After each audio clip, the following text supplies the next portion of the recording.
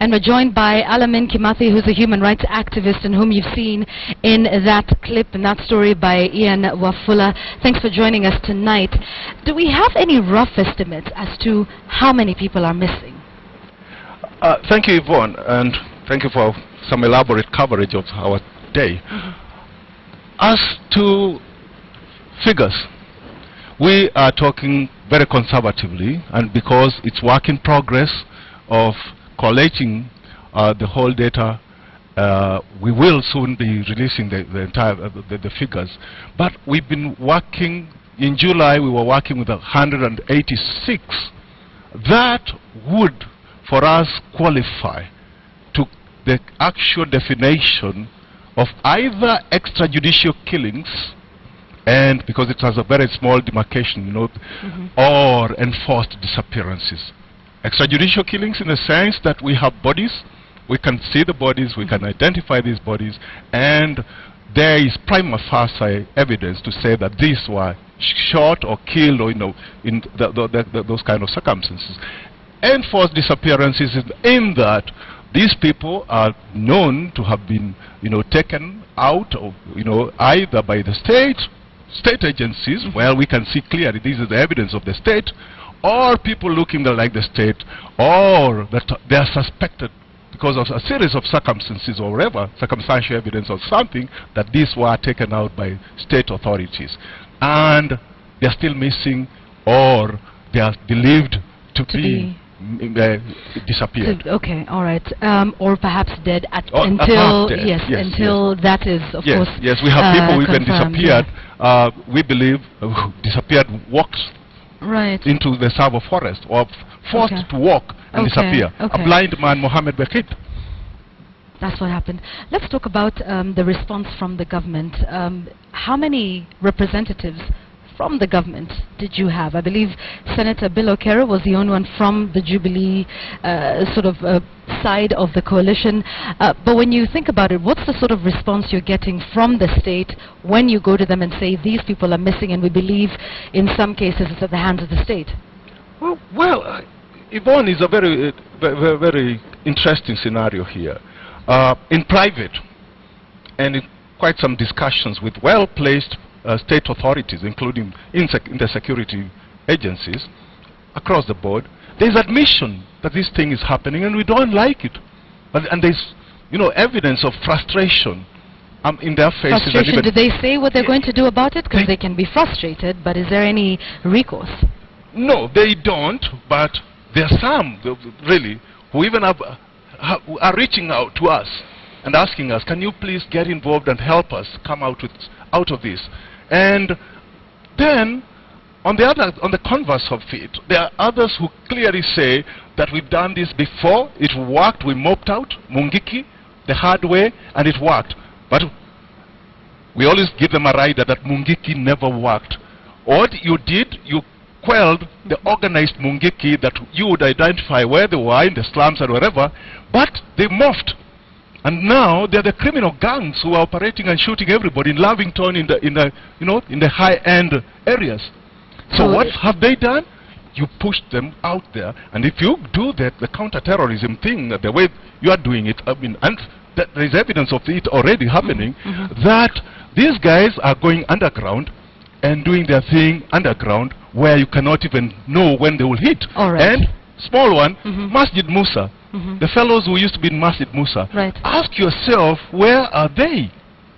We would identify and say, they're here, they pray here, they do whatever here, we could see them. So you're saying that this exercise now takes them underground, where it's harder to detect their activities?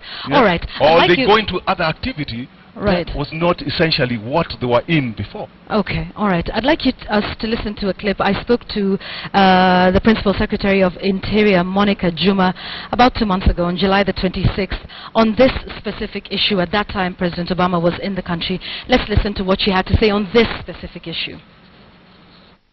This is not about extrajudicial this, extrajudicial that. Actually, as a matter of fact, since January, we've not had any such case. But I think we've had repeated stories that keep being repeated without any fact. What we have seen is that police officers, security officers have been targeted repeatedly. And so what the issue here, and what President Obama was saying in that discussion, which was quite interactive, I have to say, was how do we improve Kenya and America, in fact, because this is not just a Kenyan problem, it's not a regional problem, it's a global problem.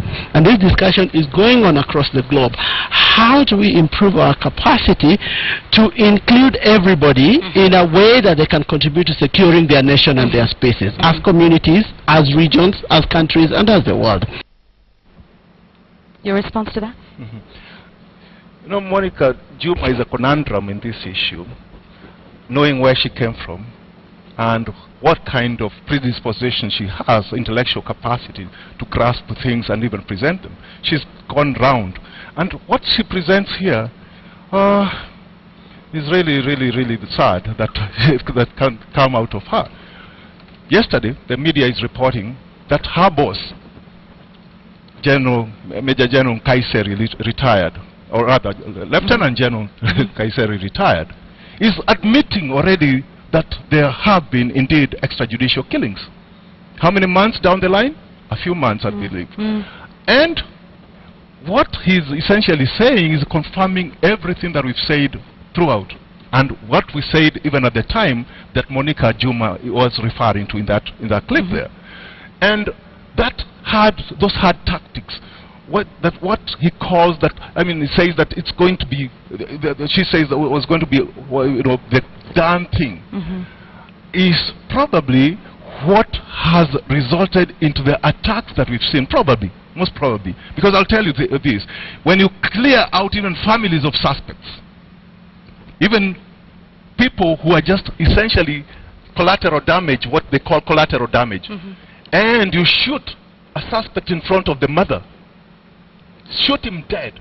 The language I hear and I keep hearing repeatedly is mothers telling their children, hey, I don't want to see you being killed anymore in front of my eyes. Just get out there and please don't come dead. So what is that? Okay. I'd like us to talk, as we conclude our discussion now, on the way forward. What else are you going to do? We've seen this march today, the International Day of the Disappeared, which is the first time we're actually marking it here in Kenya, even though it's been marked internationally over the last couple of years. But what next? There's a march today. You had a meeting later at a hotel in the city. So where does this go to next? And the effect of these disappearances on the war on terror? Even our disappearances agenda, we are not really talking just about the war on terror and extrajudicial killings in counter-terrorism and whatever. We talked all the way. The history of this country is replete with extrajudicial killings and enforced disappearances. And therefore, when we're talking about that, we're actually saying time has come for us as a nation to have a conversation around these issues. So therefore, the first thing that we want to do is to ensure that we get a dialogue in this country to look at where are we with this issue and where do we go with it. Some of us have ideas about where do we intend to take this nation with this, in this conversation. But on the other hand, there are some tangible outcomes that we really expect out of here. We have even said that we have a massive data that we need now to present to authorities. Authorities in this country to move them, the ones that need to move. I'm aware that the Kenya National Commission on Human Rights has been on this doing a lot of investigations, but in a very, very limited so what you're way. Saying is collating the data? Collating the data, okay. Placing it at the doorsteps of organs of state institutions that are mandated with action, and they need to do some action. But we are not leaving it there, as you said, even in the bulletin. We are moving the working party of the United Nations on enforced disappearances with data, with farm data already that's been collated and it's gone out, to come into this country and investigate. Just the way we did with Philip Alston, Professor Philip Alston on the Mungiki and PEV killings. This is what we are already doing. And on the other hand, we're also moving the United Nations Special Rapporteur on counter-terrorism to do the investigation. We have a lot of data, including, and I don't want to blow my trumpet. I have myself conducted very, very heavy research. The Horn of Terror is a publication that is out of there. The renditions, we still have enforced disappearances coming out of the 2007 renditions to Somalia, Ethiopia. And we have renditions even as late as the ones that I was involved in, where I was a victim myself for 1 year. Yes. And we will present all the data. But then all along, the thread is just a weave of it that we need to ensure that we unfurl where it's supposed to be, and the United Nations is part of it, and this country also need to come to terms with it. And it's a political question that we'll be dealing with up to and beyond the 2017 general elections when it comes. Right. We have to have that conversation and hold government to account, including the current government and the previous governments. Okay. Meaning, even the government of Mwai Kibaki needs to be brought to account. Right. We are not here in a hate kind of thing. We are here to have a conversation that brings us to, settle this issue, at least for this nation to move. Okay, all right. That's a good place to leave it at. And we'll continue to follow the work that you're doing with this issue of enforced disappearances in the country. Alamin Kimathi, human rights activist, thank you very much, for your time this evening. And like we said, we'll continue to follow up on that story.